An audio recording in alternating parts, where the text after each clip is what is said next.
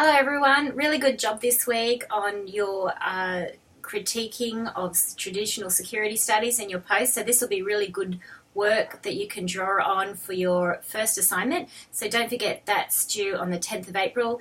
It's not a really big assignment, so you don't have to put too much work in it. More than anything, remember you draw on discussion board posts, etc. Make sure these posts are factual, that you can check them off with some sources and facts. But like I said, 10%, don't put too much work into it. But it is a really important foundation to your further work as well. And I've been really impressed. So and I also want to draw your attention to, I put a post in there just saying that the census date is coming close. If you're having trouble managing your workloads, I'm not saying you should withdraw. I don't think that.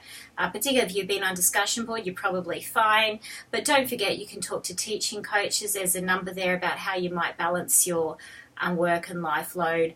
And of course, I'm here as an ELA to help with whatever else it is that I can help with. Make sure you do get in early and think early if you know there is a valid reason for needing an extension. Of course, longer extensions go through an online form and go usually to the UC. But, you know, I imagine for 10%, you're probably not going to be looking for that. So 500 words should go very quickly. One comment, I think the discussion board this week was flowing really nicely. I think people really introduce new concepts all the time. So to me, it was like building blocks to our understanding of what traditional security is and critical security approaches. So I thought I'd also add an article this time as well. Just to remember to always check facts when it comes to security risk. And even though this wasn't an issue this week, people who know me will also know that I really like to see people back things up with sources and facts. It's very easy with topics like this to simply say, oh, well, for example, terrorism is the biggest security issue of our time. And, it could be the case, and certainly you can use academic sources to show that. But like I said, I just had an article which was really interesting showing the risk of things like shark attack and terrorist threat. And, not judging anyone, me personally, regardless of the fact that it's extremely rare and unlikely that I will ever be killed by a shark. I always swim between flags. I never jump off a boat in the water. So I am the first person who is really susceptible to securitization of pretty much any issue.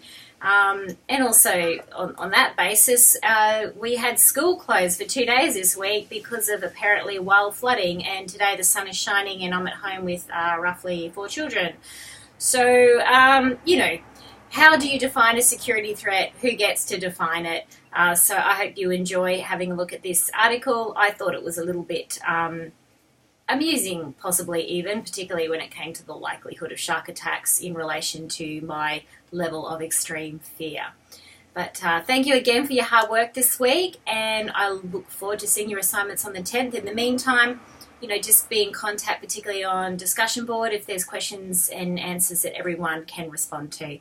Thank you, everybody.